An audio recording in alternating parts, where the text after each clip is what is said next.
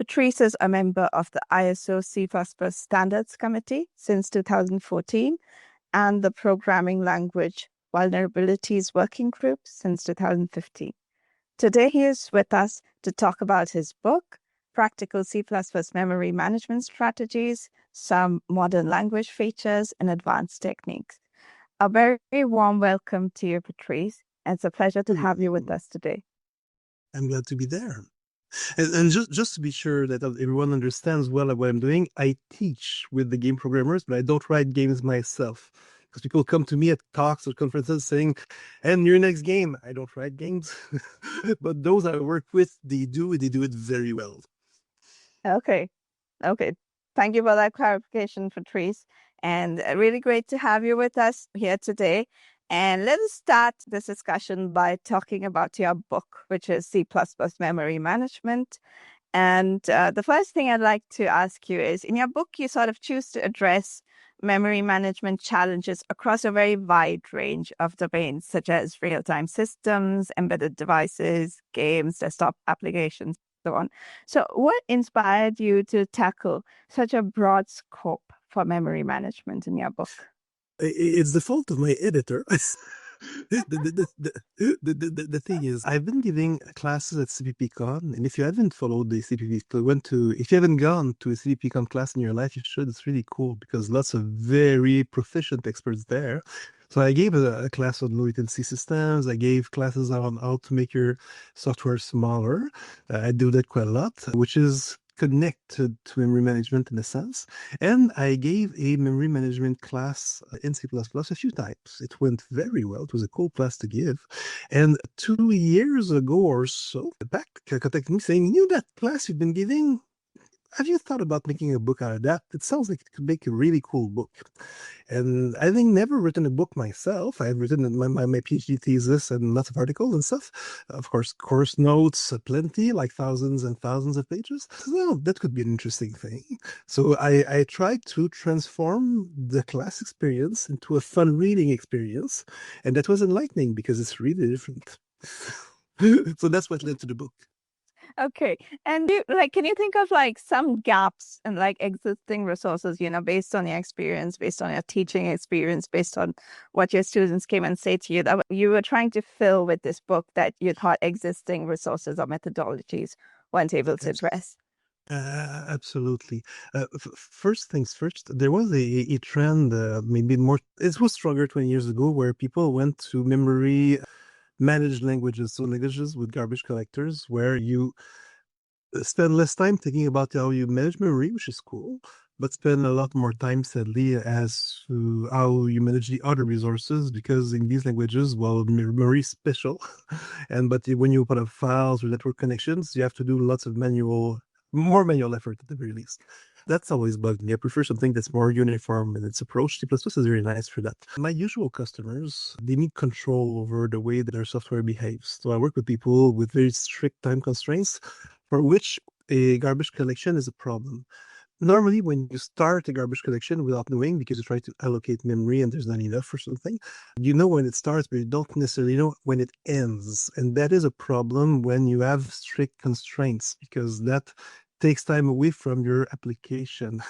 So if you're under a need to react quickly or to deliver a video frame or an audio frame now, well, that gets in the way. So yes, the people that I get in my classes, undergrad or graduate students, they often don't know how to do that because they've never been exposed to this. C++ is a very nice model in which all the resources are endowed through the same mindset, essentially. Memory is not different from other stuff. So you can complain that you worry about memory, but the thing is, you never close a file yourself in C++. It's all done through the same implicit set of mechanisms when you get how to write your code properly. And when you write C++ code, it's very clean. You try to write C++ as C, which is another fine language, but different. When you write code in a language, you have to think in that language. So if you write C++ as C++, it's an awesome language. So yes, so people when they need that kind of control, well, C++ is a very good tool, and that fills these gaps. You want to know when things are going to happen, how long it's going to take. It's a tool for you. Okay, wonderful. And you also said that it's a fun way to learn, isn't it? So, within the book, how did you? I mean, now I've spoken to you, I'm definitely very confident about. But for our viewers, how did you approach balancing foundational topics within the book alongside advanced domain-specific techniques? What kind of structure did you choose to follow for the reader's benefit? It's a cool question, really, because that's one of the problems you face. Okay, so when you have a classroom in front of you, which I've been doing for 28 years now, so teaching is something that now comes natural to me. It doesn't start that way, but it's easy. I see my people in the class. I see their eyes. I know what's going on, and I can make the joke at the right time. When they're reading the book, you're not there, so they have to be able to function without you, which was a challenge here. But I hope people read the book will find that it's working. We'll see. The cat. I don't know if I did it well though, but my thoughts were: let's start with a few chapters where you make sure that we're all on the same page. So I tried to make sure that we have a common vocabulary. We understand what we mean by things such as objects and pointers, because these things, everyone thinks they understand it, but it's not as easy as people think to really understand what an object is. There's a meaning to that in C++. We try to define that properly. Working in the language myself helps putting these things into words. I hope I did it well. And I took a big risk. I'm still wondering if that was the right thing to do, but readers will tell me. My second chapter is about things you shouldn't do. So don't do this, don't do that, but not spelled that way. My point is we're going to be sometimes very high level, far from the machine, sometimes very close to the machine, low level, and sometimes we're going to play dirty tricks because that's that's where how we're going to meet our objectives. So we have to do these things right because there's not much of a protection when you're very low level. You're too close. So you're getting things out of the way to make sure that you control every little detail, and you can really hurt yourself if you're not careful. So I wanted to make sure that when we get to that point where you do stuff that's kind of dangerous, we have to do it right so that it's not dangerous and we understand what we're doing. So putting a chapter well, very early on of dangerous stuff, I'm hoping it's gonna work, but readers will tell me, of course. I tried to make it fun though. I tried to explain why you don't do these things because the right way of doing them comes back again and again and again in a more cohesive framework after that. So I have a chapter actually with no example code, only one though, because all of the others do. But in this chapter, it's all stuff you shouldn't do. So the code in the book, it would kind of work, but if you do it, you're gonna put yourself in trouble. So starting from this common framework, I was hoping that we could then move on to advanced topics. And I'm trying to be gradual there. So starting with stuff that's more common knowledge and getting towards more advanced and exotic stuff after that. Okay, that's a very creative approach, and it's really going to be interesting to hear what readers think. We'll know soon enough. But what would you say will be the most important takeaway for someone who picks up the book and like reads it from beginning to end? The most important thing. That one is difficult because we have a variety of potential readers here. So I'm hoping that some people will get, maybe from the first third of the book, a good grasp of just some practices. Okay. For example, there's a chapter around five or six, I don't remember which one, where we discuss how to use standard smart pointers, and I think everyone should know how to do that in today's C++ because it's really a good way of working. You understand the pros and cons, the costs where there are costs. Sometimes there's none, and you just write code that works really. Then when I go one step further, we actually write academic versions of these, but reasonable versions of these types to understand what's going on under the covers. So if you want to write good code that manages resources yourself or using standard tools, the first half of the book is going to get you there, I think. And if you're a beginner to intermediate programmer, just wants to write smart code, is going to be good. If you want to learn how things work and see the nooks and crannies and everything, the further you go, the better it will get. You get the same effect towards the end. I have three chapters where we use containers, where you store stuff. The first one really is a naive approach with two different containers. You write the kind of code that would probably come to mind for you when if you had to write one. But then we go deeper because if we want to compete at the speed of the standard containers that are really well done, then you have to know more stuff. And your memory management knowledge from earlier on the book comes together and helps you do a better job, avoid unneeded work. But of course, it's more involved. So there's a gradual thing. I think that beginners, intermediate, experienced programmers will get different benefits and use some of the chapters more than others. Someone who's more experienced will probably like the last part of the book more than the first one. Like was that at least that's how I tried to build it. Okay, brilliant. Thanks for that. Now let's move on to our next segment and talk a little bit beyond the book about how C++ memory management plays out in day-to-day development from your experience with it so far. So the first question I have for you in this area is, according to you, which modern C++ features have most improved memory safety and management? Oh, that's a huge question.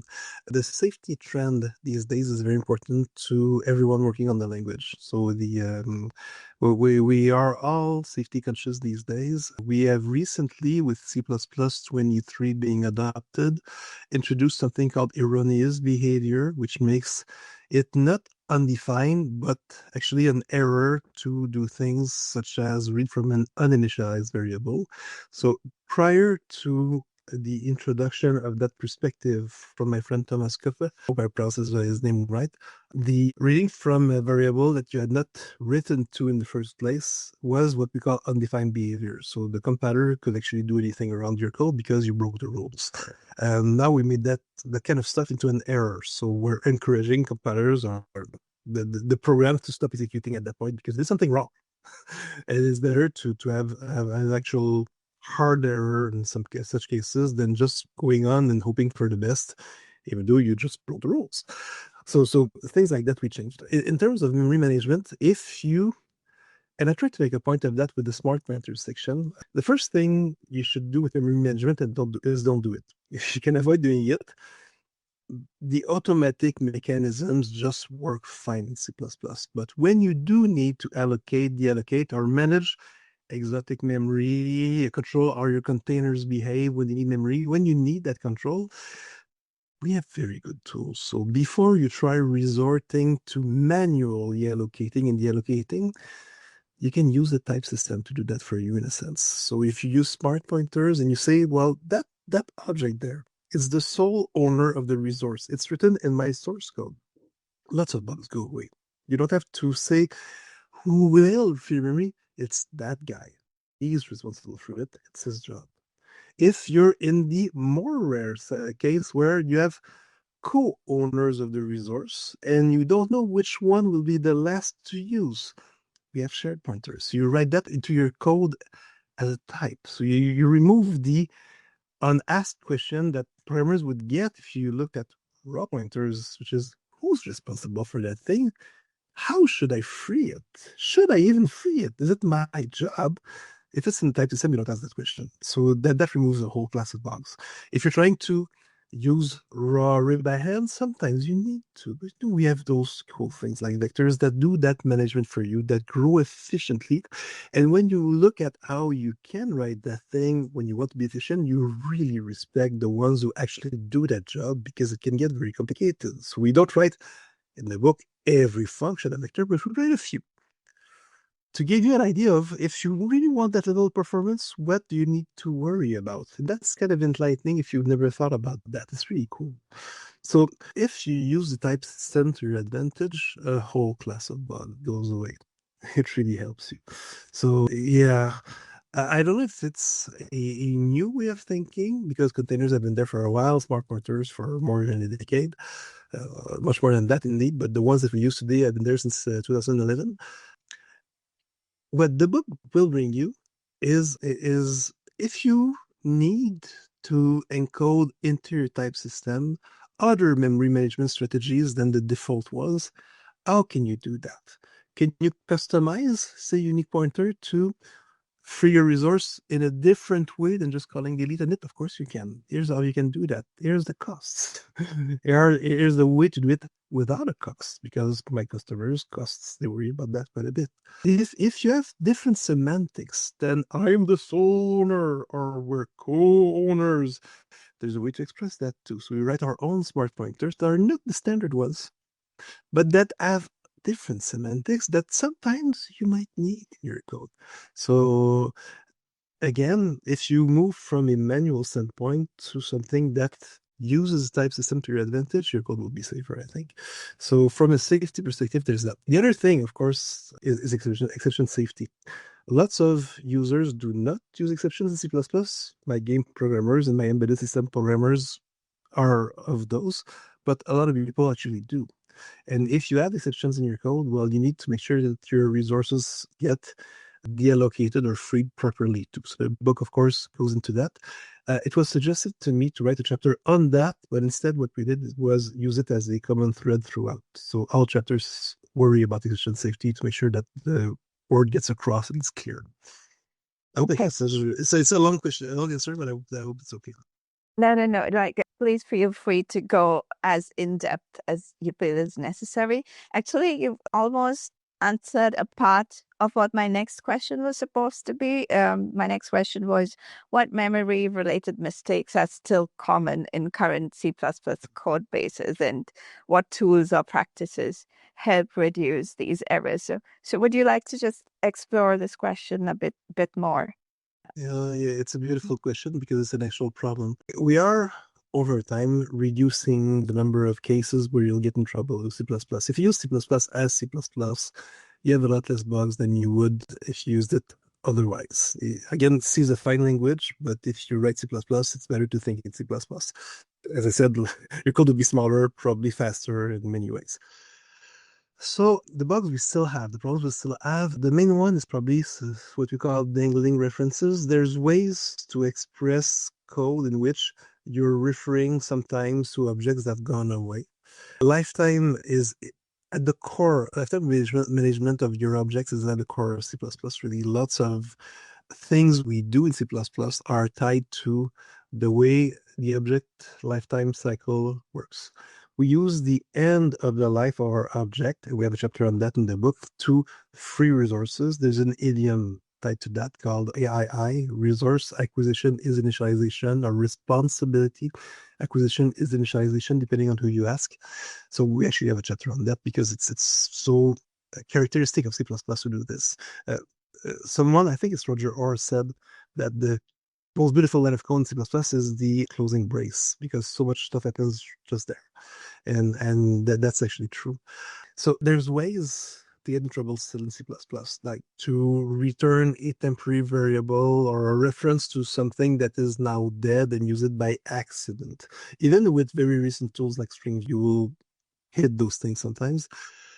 So we have an ongoing effort to reduce such cases because these are the ones that bite you. When you have a language where you don't manage memory yourself, you don't get those problems because as long as someone refers to an object, it's still alive.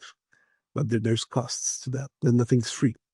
So in C++, you do have to worry. We reason a lot about what happens when you copy an object, when you move it, when it goes out of existence. There are things that happen that you control in C++.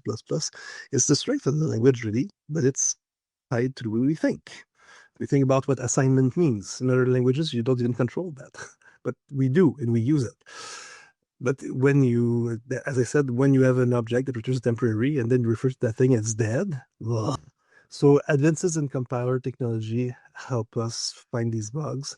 Advances in the language help us find these bugs. I have a proposal in flight right now for a standard that lets functions say, when you pass an argument to me, after you've called me, you shouldn't be using it anymore because I might have done something to it. So it's actually something that I hope we'll get in C++29. Herbstutter has a very big effort right now for lifetime stuff. We have a white paper in flight by Herb and a very nice guy called Jesper Asman. I hope, again, I'm pronouncing his name right. Right person. They're working on something that reduces undefined behavior and such risks tied to lifetime. We're trying to narrow the scope of those bugs very strongly, lots of us working together at once. But we still have that in the language. What tools could you use? Now, we have sanitizers of all sorts. So sanitizers are programs that you can run on your code, either at runtime or at compile time, depending on what you do. And that will inform you that you're accessing something that is gone or accessing an array out of bounds or this or that. So there's tools for that are external to the compiler. We have an effort from Louis Dion, a fellow Québécois, again, a very bright guy, working on the client standard library called standard library hardening. So they did measurements and they found that by enforcing some rules for, say, out of bounds access and stuff like that, they managed to get safer code with a very, very low cost, like 0.03%. That's very encouraging because we're very speed cautious in C++. So when the costs are very low, it's interesting. Otherwise, we probably wouldn't do it. So as you can see, lots of efforts there, both from at once from the compiler side, from the language side, from the library side, and from external tools. So it's a concerted effort by many, many people to get the language safer. Okay. I think it's going great. Oh, and I should add profiles because Bjarne has brought something called profiles to you just recompile your code and you say, well, I really want my compiler to enforce those rules, and it will check bugs that you think are important in your code base. So you activate it if you want, or at least it's there by default, and you can deactivate it if you don't want it. Lots of my users will do that. But we have this. We have contracts coming into C++26, where you can mark preconditions of your functions, post conditions of your functions, and some assertions, things that you think should hold at some points in your code, not as prose, but as code. You're saying this you should check. And depending on how you compile your code, either they will be checked, observed, ignored, different things can happen, but at least you wrote in the code what is supposed to be true when you come in the function, when you get the function, and at specific points inside. These are all ways to get your code better, safer, more correct. I don't think I'm answering correctly. Yeah, yeah, brilliant. And great insights on like upcoming future, things that we're going to see soon. That was great. So, a related question. So, when would you say it's appropriate to avoid SEO containers or smart pointers for performance reasons? Like, can you think of a couple of cases where it may be necessary? Okay, so I tried to address that question in the book at some point. So suppose you have to think about why you're using something.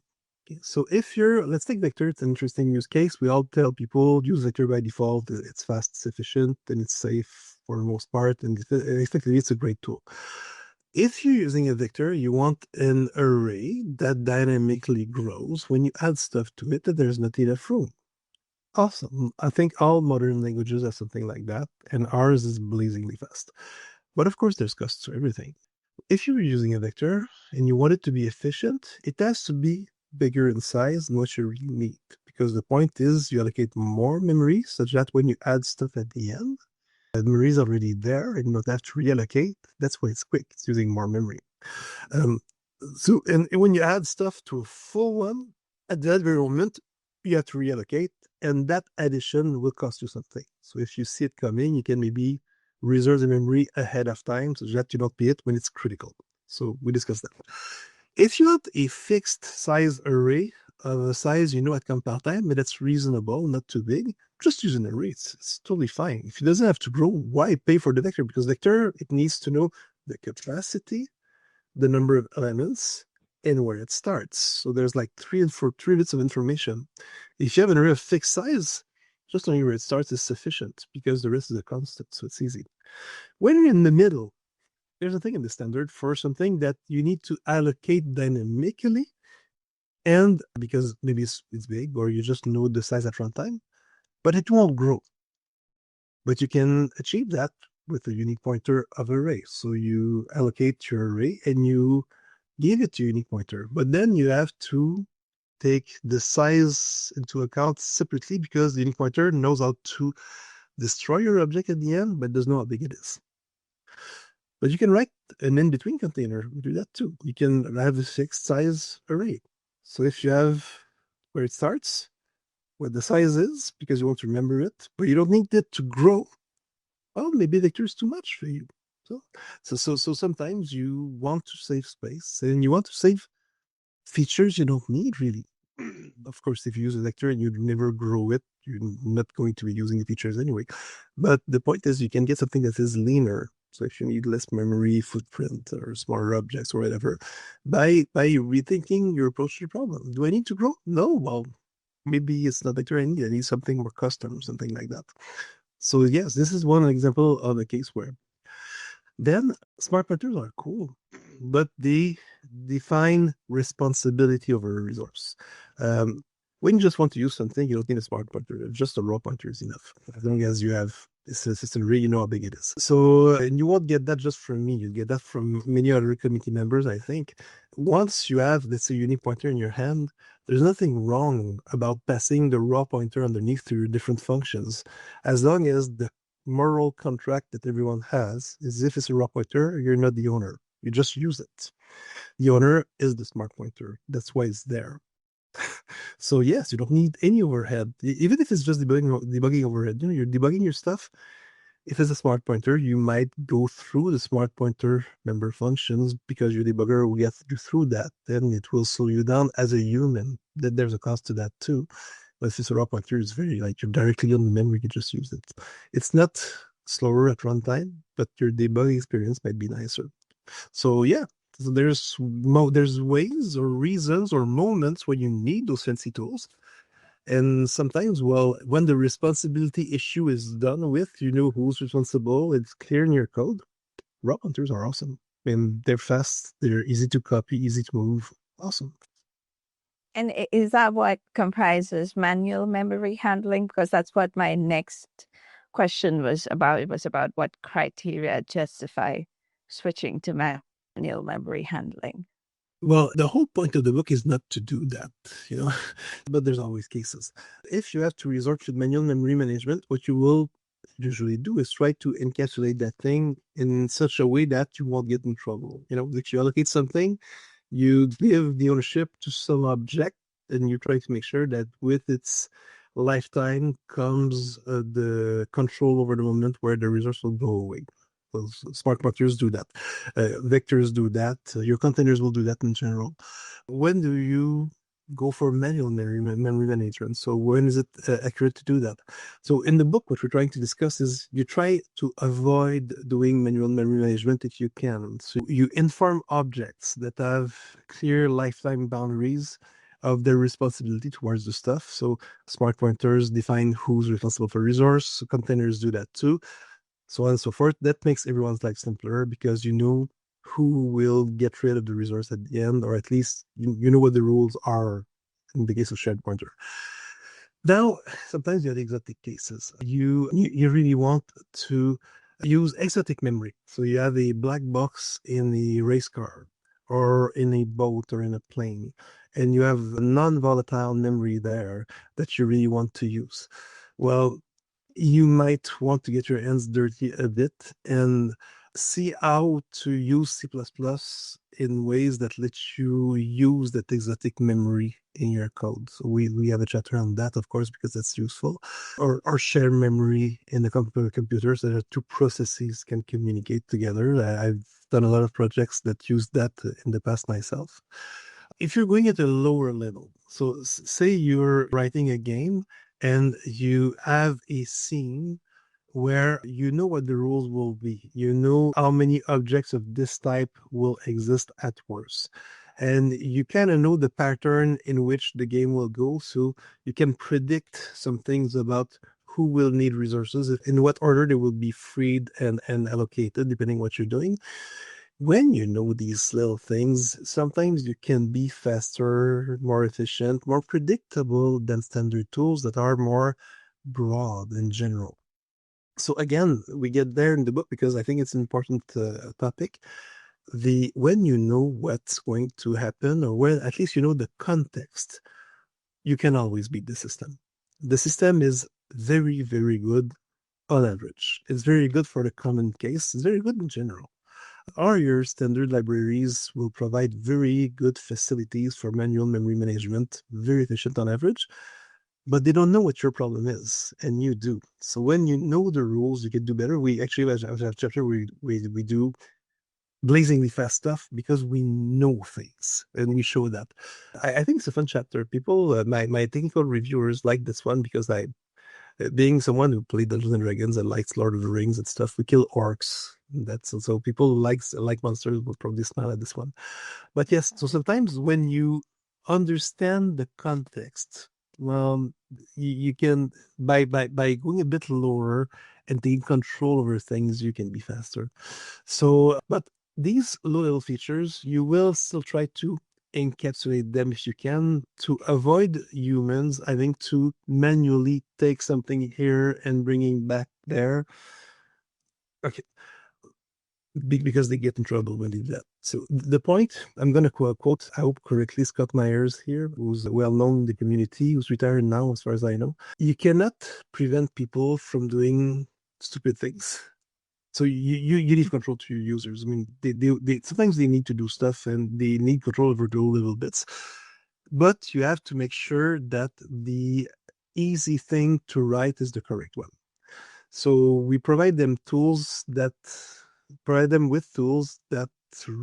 alleviate their tasks from the bad stuff and the dangerous stuff. If they don't need to do it, that's very efficient. And you still give them control over the little stuff when that's what they need. Uh, I don't know if that's a correct answer to your question, but I really tried. No, no, it is. It is. And thank you for that. And we're going to wrap up this section of the interview by talking about, I want to ask you about tools like Address Sanitizer or Valgrind in detecting memory issues. How useful do you think such tools are?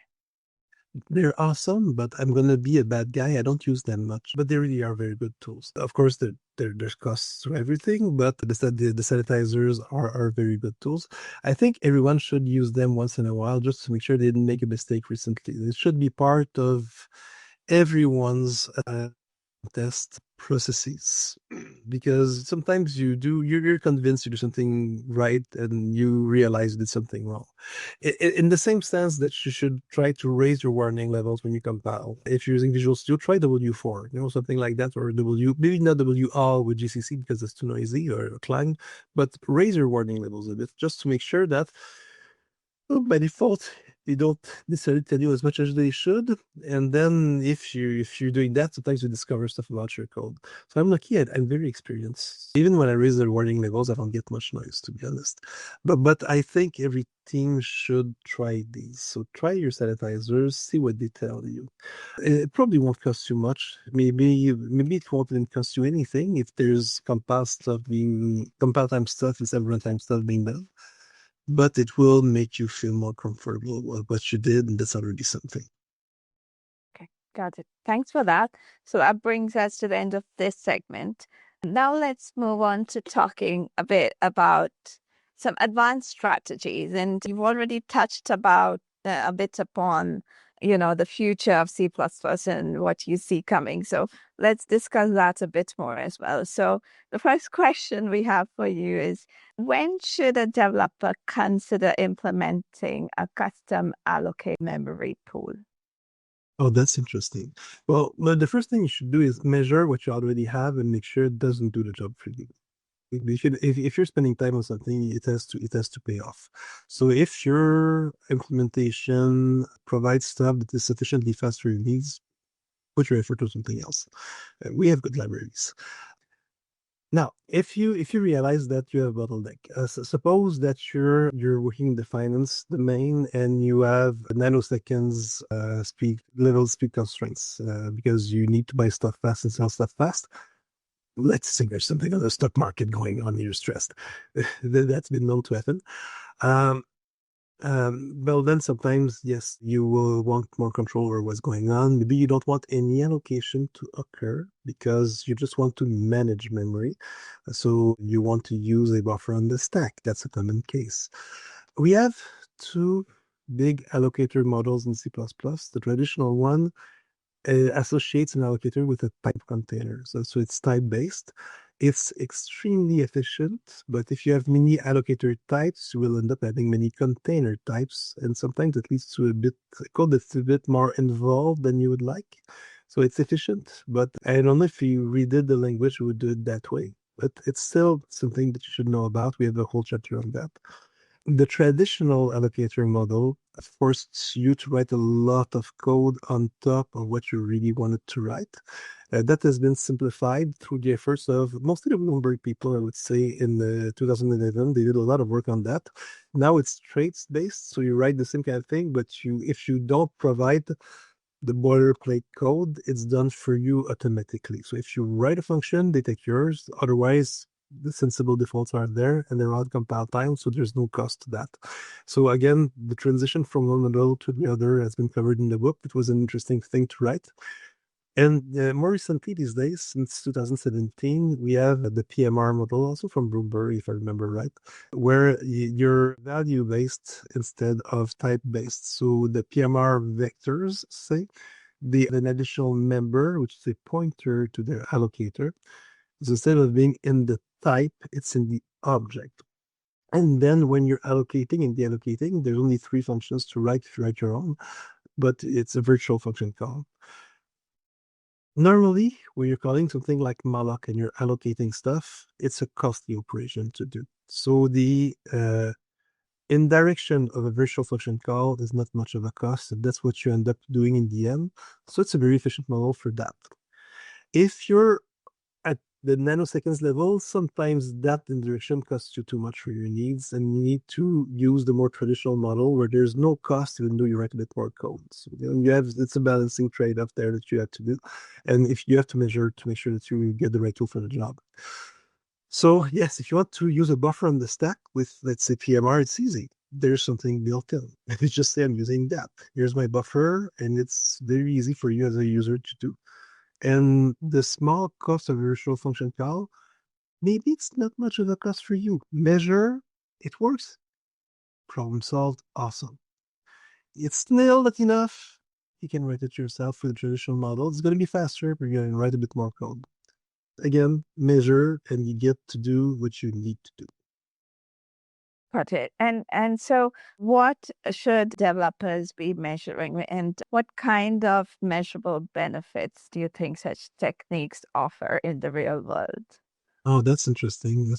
It's a two-part thing. What the benefits are to really depend on your application domain. So I would say that in most cases, your main problem is the deterministic behavior of your code. So if you're doing real-time systems, you need to know what the worst case execution time of your code is. If you're doing allocation in a general sense, that's very hard to do because the time it takes to allocate a chunk depends on the state of your memory at a given time. Where are the holes and how can you find them quickly to have a hole that's big enough for your needs and take it? So if the memory is very fragmented, you might search for a longer time, but if it's not. So the predictability of the action will be your problem there. So what you want to do normally is try to guess what the worst case will be, and not really the average case so much as the average deviation of your time to be sure that you between a fast one and a slow one, there's not much of a difference. You want to be predictable. If you use the default stuff, you might not get predictability because you never know what the memory will be. If you want to be predictable, you have to write it yourself because you have to know the pattern. That's why you need control over things. So what do you measure? Now, some people use allocators and other allocation devices, like you write your own new or your own delete. We do that in the book. Sometimes it's because they want to know where the memory is. They want to do tracing. They want to do logging. They want to know what's warm and what's cold in their code. So where is the action going? Why are people not going in that direction? Sometimes knowing how the memory layout is helps you figure out stuff. So sometimes you just overload the reallocation devices because you want to know what's going on. You want to trace how memory is being allocated, where it is. So that's how we're interested in something. It's from a measurement. You know the layout.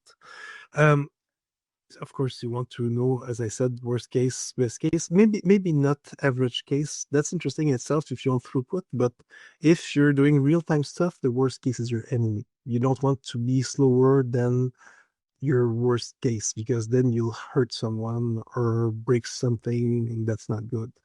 So this is what you really want to measure. But if you need to measure it at runtime, you're already a bit in trouble because you don't really know what's going to happen. So if you want something predictable, you have to have a clear model when you compare your stuff. What else? Yeah, okay. So the other thing is there's trade-offs. So let's say you know what your worst case scenario is in terms of how much memory you will need. Well, the way to get control over things is you allocate everything up front and then you manage it yourself. So there's no allocation costs as you're going on. You already have the memory, but of course that means you paid for that. And you have less memory left for doing something else. So sometimes it's the overall amount of memory you're consuming that you're interested in. Take a venture, for example. It's related, but not the same thing. But let's say you when you're full, you resize or you reserve whatever, so your vector grows. Well, if you grow by a factor of 2 every time, you will grow faster, but you're generally going to be faster too when you add stuff because you will allocate less often because you grow faster. You grow by wider chunks. If you grow by 1.5 times the current capacity, you will grow more often, maybe, but you will consume less memory overall because you won't be over allocating as much. It's a trade-off. It's a trade-off as to what kind of memory do you have in your hands, how much do you have, how fast do you need things to go. So, yeah. So your question was, what do I measure? These would be factors I would have in mind. Okay, brilliant. Thanks for that. It was some really good insight. And now, can you tell us a little bit more about what you were talking about before about upcoming C++ features, proposals that are in progress, specifically in terms of improving C++ memory safety or diagnostics? Yeah. Well, since diagnostics, we have a number of cool things coming in. In C++ 20, so recently, but in the past, in terms of control, again, Richard Smith, I think, brought something called destroying delete. Normally, when you write new or write delete, so the basic tools that you use to allocate or deallocate memory, people think new constructs objects. That's not really true. New comes into play to find memory. Constructors create objects on that memory after that. Likewise, when you delete on something, you don't destroy the object really. The object is destroyed when it comes in. It's there to free memory. The destructor destroys the object.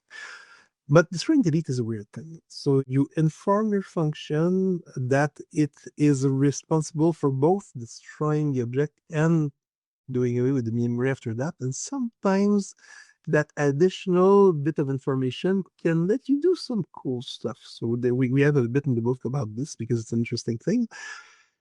In C++ 26, we discussed something similar for new, brought by Louis Dion. So a way to tell new what the object that is going to be put into memory will be. Normally, new doesn't know that. It comes into play too early. But they're using that where Louis works to harden library in a sense. Sometimes you can do stuff better when you know what you're going to construct in the end. They're using that for safety reasons. I don't know. I don't have all the details, but it's interesting. In terms of, I mentioned earlier, erroneous behavior earlier. So we made some things that were dangerous accidents into actual failures, which I think is a very good thing. Um, we added trivial relocation for C++ 26. That's really cool. So we mentioned that in the book. And fun thing, I finished writing the book in February 2025, and 2 weeks after we voted that feature inside the language, we had two competing approaches. One of them won recently. So the book mentions them, but in more general, mentions that more in a general sense because I know which one would win in the end. Now we know. But whichever approach would have one still cool feature. So the thing is, there are objects for which just copying the bits is faster than what we're doing today. But you have to end the lifetime of the previous object and start the lifetime of the new one. at a very low level to make that work. It's involved, it's detailed, it's technical. It's very interesting for my customers. They will use that quite a bit. But the point is, when you're doing something like a vector of int in C++, common thing that people do, or something like that, you will find that just recompiling for C++ 26 will make your code faster because we're more efficient than we used to be to move the bits around with that feature.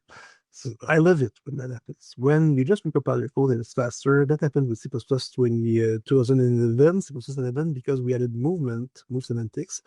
Just recompiling your code made sometimes 80% faster in some cases. It's crazy. So relocation will give us in some cases, very neat speed improvements, even when you don't write a single line of code. Just recompile and whoa, kicks in. I love when it happens. So we did other stuff in recent years. GF Bastien and other Québécois added Bitcast in C++ 20, which solves some of the low-level problems we used to have with other facilities when you want to put bits in an object and say, now that object is alive. That's useful when doing networking or reading from a file to create objects efficiently. It's better than what we used to have. It's actually pretty cool. The language keeps on evolving.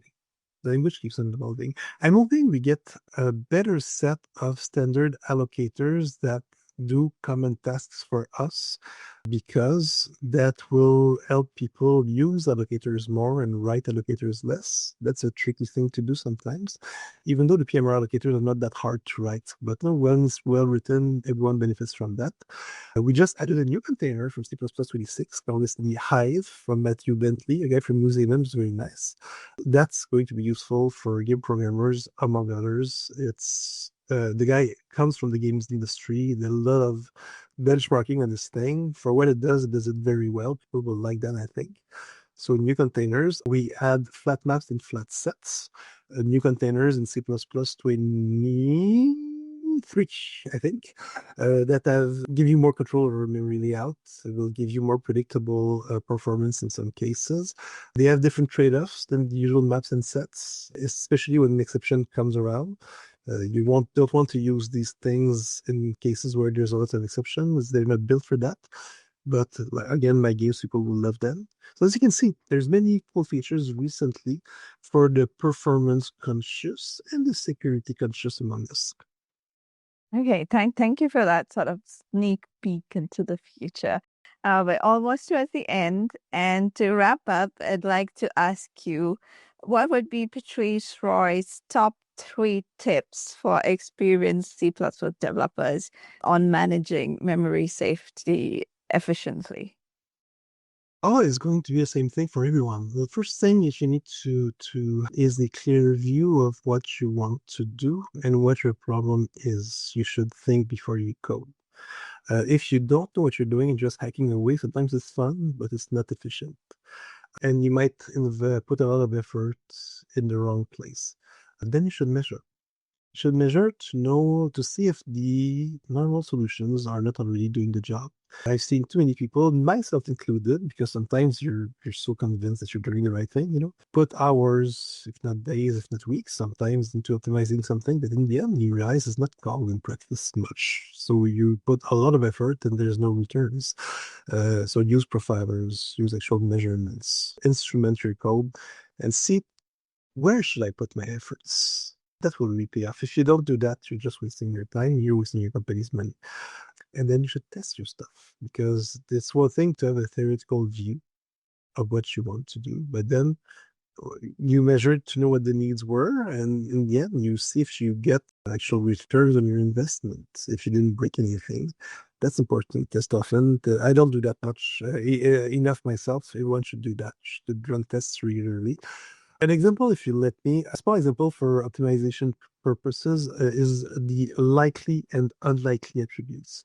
Um, we added them in C++ 20 to let programmers say, well, in that if branch, I think I'm going to be taking the else branch more often than the if branch. So I know stuff. So I'm going to tell my compiler, optimize for the else, because I'm pretty sure this is where I'm going to go and practice. Uh, Compilers are good at figuring these things out. They're very, very, very good.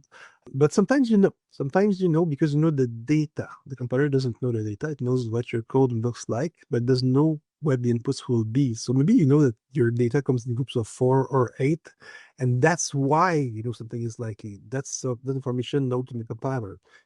But otherwise, compilers are very bright, you know. So one of the compiler writers, Jonathan Caves, who I love, bright guy, a very nice guy to chat with, he works at Microsoft. So Jonathan told me, you know, these things they go stale. These optimizations, we put them there. You have to really retest your assumptions often because sometimes compiler technology changes, optimizer technology changes, and maybe the naive code will beat the hell out of your optimized thing at some point because they figured things out you didn't see. Another thing that was there, I had a friend that I gave a class in the evening, and a friend of mine came to discuss optimization things for real-time audio. And this guy writes assembly code from time to time because he measures, he profiles, and at some point he gets to the stage where if you want to be faster and you realize that this function eats up 5% of your CPU, well, this is the one I'm going to optimize, and this is the time where I need to do in my hands and do assembly code. But when he does that, he always keeps the basic, naive, even C or C++ version of his code handy. And he regularly retests and compares the optimized assembly version with the basic stuff. Because there's always comes a time where compiler technology makes it so that your basic stuff would be faster than your assembly code. And then, well, you retire it because it's not useful anymore. So you keep it handy. It's easier to reason on C++ code than an assembly code for most people. And so, yeah, retest your assumptions often. So planning or thinking, seeing the problem clearly, and then measuring to make sure that your efforts are worth something. In the end, testing, retesting, and retesting again to make sure you didn't break anything, that your work brings results. The one well-known quote from our tenant, also programmer, there's one, is that the older you get and the more you realize that you're bad at assuming what's going to be fast and slow in your thought. Brilliant. Okay. Thank you very much for that, Patrice, for this entire conversation, for taking the time out to speak with us today and sharing your insights on C++ memory management. It was lovely speaking with you. Thank you so much. Likewise. And to those watching, do check out Patrice Roy's book, C++ Memory Management. The link is provided in the description below.